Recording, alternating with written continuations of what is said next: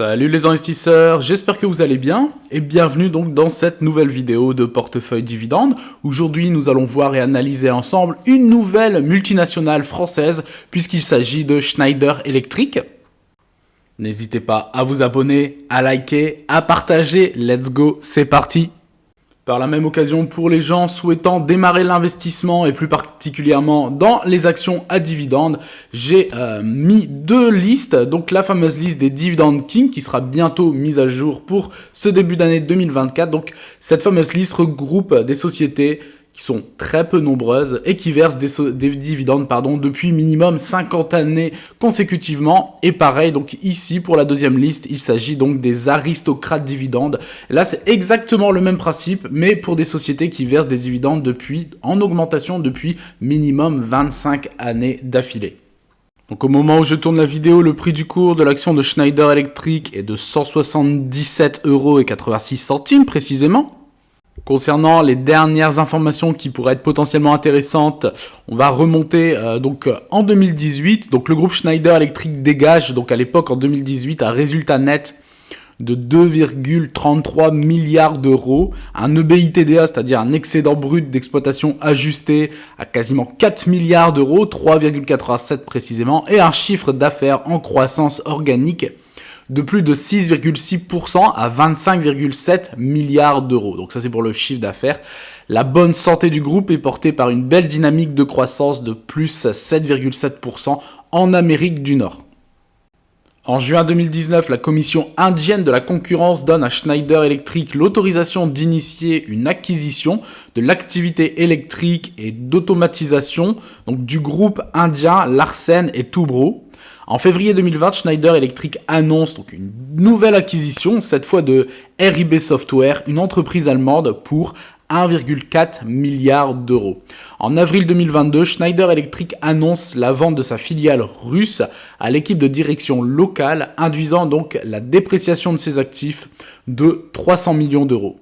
Et les dernières en date, donc en septembre 2022, la direction du groupe annonce le rachat total d'Aveva, donc l'éditeur de logiciels britannique, au sein duquel il avait élevé sa participation déjà en 2017. En novembre 2022, donc cette acquisition de 40% d'Aveva valorise donc ce dernier à 9,86 milliards de livres. Chose très intéressante et point très positif, c'est que déjà l'entreprise se porte à merveille sur le domaine financier, la santé financière de l'entreprise, et également sur les 4 dernières années, on remarque que Schneider a fait 3 acquisitions et même plus. Si on remonte ici en janvier 2018, le groupe annonce que sa filiale Delixi Electric a réussi 2 acquisitions en Chine. Donc c'est vraiment quelque chose de très très très important et de très très fort pour le groupe en l'espace de 5 ans. Donc on voit très clairement que l'entreprise continue de se développer et veut continuer à grossir dans différents domaines et avec ses différentes filiales. Et ce, sur les différents continents, que ce soit aux États-Unis et également en Chine. On passe directement ici sur TradingView. Alors si vous voulez faire vos propres recherches, et je vous encourage à faire vos propres recherches, c'est très très important, le ticker de l'entreprise est SU. Alors ici on voit le graphe de Schneider depuis début d'année 1994. Donc le graphique est en mensuel et donc vous voyez donc à l'époque on est aux alentours des 25 €. Ici 12 €, on oscille entre 25 et 12 €, mais on voit sur le long terme très clairement une croissance qui est tout simplement exceptionnelle pour atteindre un sommet historique à l'heure actuelle. Ici vous voyez entre décembre, donc il y a encore un mois, et à l'heure actuelle aux alentours des 181,84 € très précisément, donc ça c'est le point le plus haut. Et donc juste ici, en prenant par exemple à partir de 2018, fin d'année 2018, on voit ici une croissance qui est quand même très très importante dans l'espace de 5-6 ans. On se retrouve avec plus de 121% de performance, ce qui est excellent, et j'ai même envie de vous dire, alors bien entendu ça laisse un peu rêveur, mais si on prend ici à partir de fin d'année 94, même si je doute qu'il y a des investisseurs détenants du Schneider Electric depuis 1994, cela nous ferait une performance, tenez-vous bien, de plus 1327%, ce qui est tout bonnement exceptionnel. On voit juste ici, donc ça c'était pendant la période du Covid, comme bon nombre d'entreprises finalement où les prix sont partis sur des prix potentiellement très déraisonnables. Donc ici ça avait atteint les 178 € pour redescendre ici milieu d'année 2022 aux alentours des 111 €, 110 €, qui potentiellement pourrait sur le moyen long terme faire office de support psychologique, ce qui pourrait être le cas. En tout cas, pour l'instant, ce n'est absolument pas le cas puisqu'on part sans doute sur une potentielle hausse. En tout cas, ce qui serait sain ici, même si je ne suis absolument pas trader, je me répète, mais ce serait que ici le cours se stabilise pour digérer toute cette phase haussière dans un premier temps, et pourquoi pas par la suite, en fonction de la psychologie et du contexte économique actuel et futur, pourquoi pas repartir à la hausse. Pour finir, si vous avez investi il y a quelques années et que vous avez vraiment une vision long terme, vous pouvez garder, parce que on ne sait pas ce qui peut arriver dans le futur, mais ce genre d'entreprise fait quand même partie du fleuron français, très clairement, comme d'autres sociétés comme Total, LVMH. Et pour les personnes ayant une stratégie à moyen terme, peut-être même plutôt court terme, sur des plus hauts historiques comme ça, peut-être serait-il intéressant de commencer à prendre quelques profits. D'ailleurs, n'hésitez pas à mettre en commentaire sous la vidéo ce que vous pensez de Schneider Electric, si vous l'avez également dans votre portefeuille ou si celle-ci vous intéresse depuis un petit moment. On passe maintenant ici donc sur Morning. Alors actuellement, en fonction du dividende versé par Schneider, parce que bien entendu Schneider verse un dividende à ses actionnaires, et donc par rapport entre le dividende par rapport au cours de bourse actuel, le rendement est bien entendu assez faible, il est de 1,81%. Concernant la sûreté du dividende, ici c'est noté très sûr, on est sur du 17 sur 20, donc c'est excellent en termes de confiance. Par rapport au score de croissance, il est noté plutôt bon, 13, j'aurais même mis 17 également, parce qu'on est clairement sur des plus hauts historiques, et qu'on voit depuis quelques mois, déjà depuis quelques années, mais juste après la période Covid, qu'on est reparti à la hausse. Ici, concernant la croissance du dividende, donc on verra le dividende par la suite, le calcul, la moyenne établie sur les 5 dernières années, cela représente une moyenne d'augmentation du dividende de 7% par an, ce qui est excellent. Concernant ici la capitalisation de l'entreprise, Schneider Electric, clairement, est un mastodonte dans son secteur et donc sur le marché boursier, puisqu'on est aux alentours des 107 milliards d'euros de capitalisation. Concernant ici le ratio cours par rapport aux bénéfices de l'entreprise, il est quasiment x25. Donc c'est un payout ratio. Ici, concernant le ratio cours par rapport aux bénéfices de l'entreprise, donc ce qu'il faut comprendre, c'est que ici c'est le PER, le price to earnings, il est de 25. Ça veut dire que pour $1 de bénéfices générés par Schneider Electric, à l'heure actuelle, les investisseurs sont prêts à payer quasiment 25 fois le prix. Donc c'est quand même assez élevé. En tout cas, l'entreprise n'est pas à sa juste valeur, elle est plutôt surévaluée. Et ici, concernant les bénéfices, donc il faudrait revérifier par la suite, il serait de l'ordre de 7,04 € par action. Donc ici, vu précédemment sur TradingView, on revoit un petit peu l'évolution du prix, donc ici depuis 2008. Donc vous voyez, depuis 2008, en fait, la croissance est constante. Il n'y a absolument quasiment aucune fluctuation importante à la baisse. C'est tout simplement impressionnant. Ici, concernant le comparatif des performances donc entre Schneider Electric et le CAC 40, donc on voit le retour sur un an des performances. Schneider, c'est plus 21%, alors que le CAC 40, c'est entre guillemets plus 8, seulement plus 8. Et le retour des performances sur les 5 dernières années, c'est énorme. C'est plus 236% pour Schneider et seulement, entre guillemets, je dis bien seulement, plus 55% pour le CAC 40. Donc on voit que ce soit sur un an et encore plus sur les 5 dernières années en termes de performance, Schneider Electric pulvérise l'indice du CAC 40, ce qui est tout bonnement exceptionnel en termes de performance, tout simplement. Et donc vous voyez ici donc la valorisation de Schneider Electric, donc on est ici donc forcément sur des plus hauts historiques et donc sur une surévaluation du prix par rapport à sa juste valeur théorique finalement sur le marché. Et si l'on regarde bien, le prix finalement plus ou moins correct, en tout cas quasiment à sa juste valeur théorique, serait aux alentours des 110-120 euros, puisque c'est quasiment arrivé ici en milieu d'année 2022, et depuis en fait celle-ci a toujours été surévaluée. Et également ici vous voyez aux alentours des pareil 97, 100, 110 euros, eh bien c'était pareil au milieu d'année 2020. Donc concernant maintenant l'historique du versement des dividendes de Schneider Electric, eh bien ici depuis 2012, le retour que l'on a ici c'est depuis 2012. Donc on voit 2023, le dividende versé a été de 3,15 € par action. En 2022, 2,90 €. En 2021, 2,60 €. En 2020, 2,55 €. En 2019, 2,35 €. En 2018, 2,20 €. En 2017, 2,04 €. En 2016, 2 € tout pile. En 2015, 1,92 €. En 2014, 1,87 €. Stabilisation du coup, puisque en 2013, c'était également 1,87 €. Donc une année de stabilisation entre 2013 et 2014. 2012, 1,70 €. Donc à part l'année 2013 et 2014 où il y a une stabilisation, sinon depuis plus de 10 ans maintenant, eh bien, le dividende versé par Schneider est en parfaite augmentation. Donc ce qu'il faut savoir pour les personnes investissant beaucoup plus sur le marché américain que français, que la majorité des sociétés françaises, à part Total, si je ne dis pas de bêtises, mais celles-ci ne versent leurs dividendes qu'une fois par an.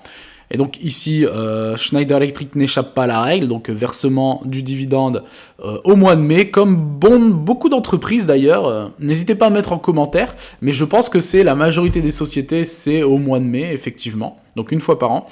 Et le dividende versé par Schneider Electric est sans interruption depuis minimum 28 années consécutives. Chose également très intéressante ici concernant la segmentation des ventes. Alors, il faudrait creuser davantage le sujet, mais déjà ici, on a déjà une vue d'ensemble, c'est-à-dire que c'est réparti déjà ici de deux manières différentes. Schneider Electric avec la gestion de l'énergie, ça représente 77% de son business, et 23% concernant l'automatisation industrielle.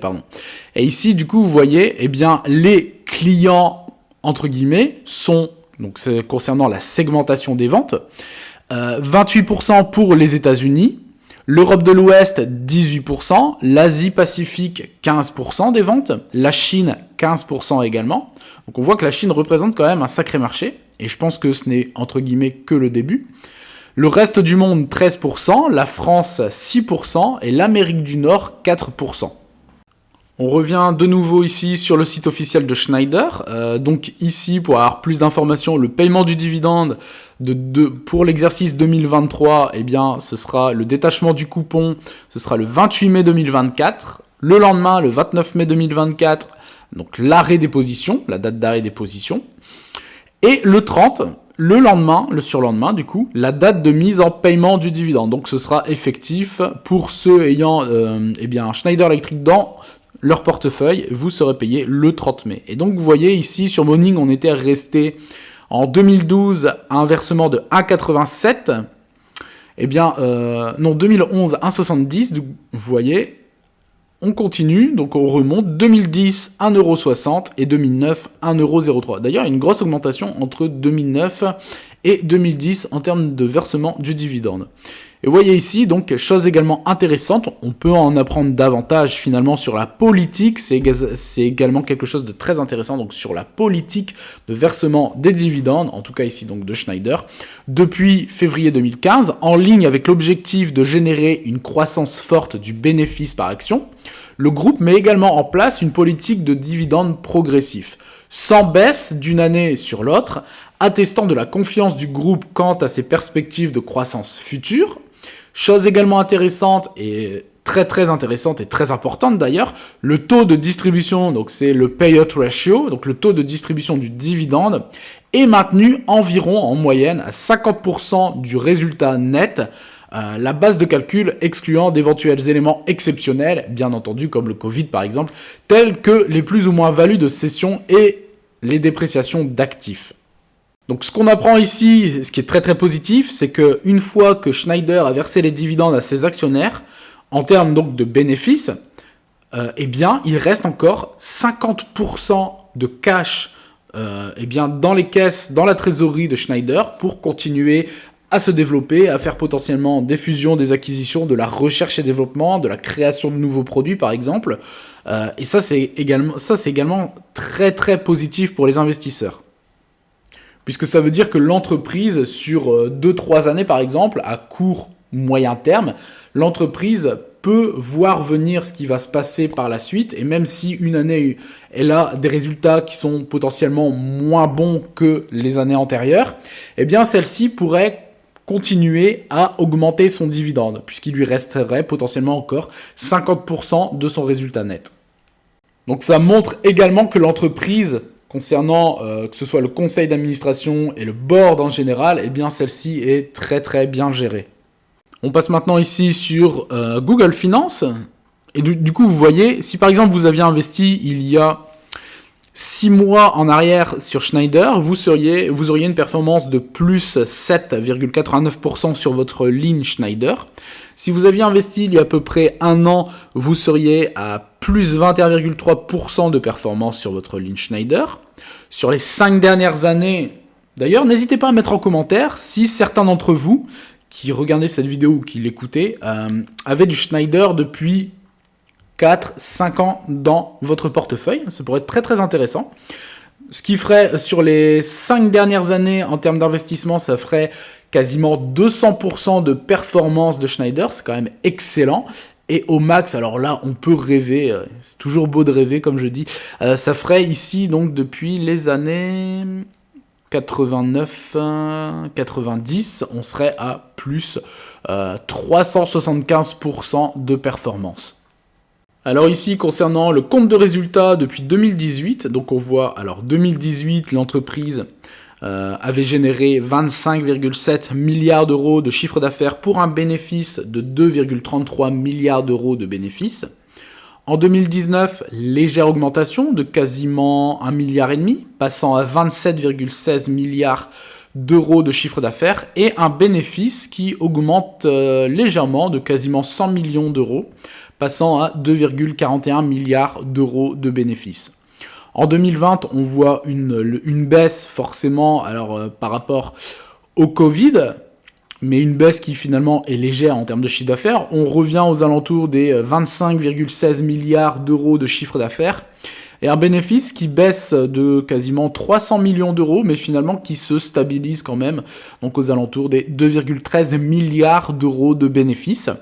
2021, augmentation de quasiment plus de 3 milliards d'euros de chiffre d'affaires en plus, ce qui refait 28,9 milliards d'euros de chiffre d'affaires et un bénéfice qui augmente également de plus d'1 milliard, passant à 3,20 milliards d'euros de bénéfices.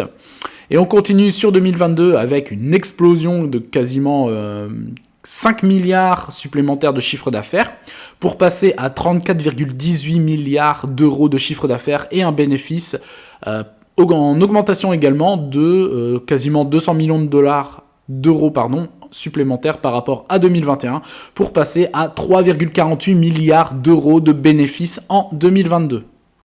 Donc on voit très clairement ici une légère hausse 2019-2020, petite baisse ou stabilisation, mais on voit que l'entreprise, malgré la période Covid, parce qu'il faut souligner aussi une chose, c'est que c'est quelque chose dont on parle un peu moins, mais il y a des entreprises qui n'ont pas, je ne vais pas dire survécu, mais qui ont eu de très très graves difficultés financières pendant cette période, et on voit que Schneider Electric en tout cas n'en fait absolument pas partie. On voit d'ailleurs que par la suite ça repart à la hausse et même de façon très conséquente, donc ça c'est très très positif. Je pense que c'est également une société qui a maturité sur son marché.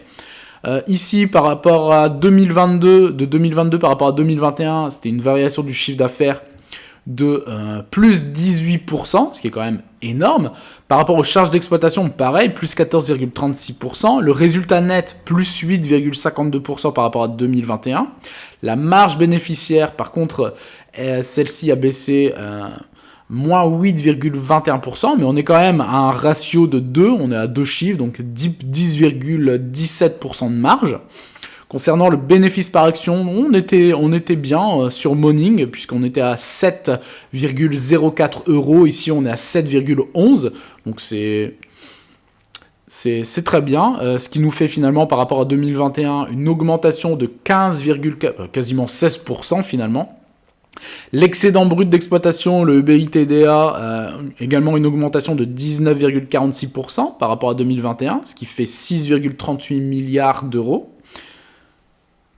Donc maintenant, ce qu'il faudrait attendre pour les investisseurs chez Schneider Electric, ce sont les résultats complets, les résultats globaux sur l'année 2023.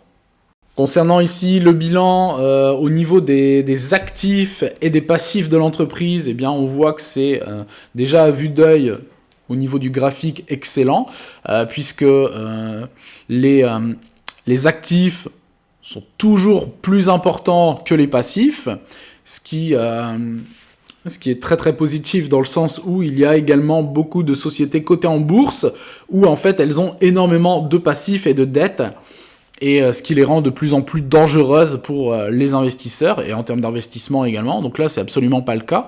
Et d'ailleurs, ici, donc la différence entre le total des passifs, des actifs, et le total des passifs, la différence, c'est les capitaux propres. Et ici, donc pour 2022, la différence est quand même très très conséquente, puisque Schneider a 26,09 milliards d'euros de capitaux propres.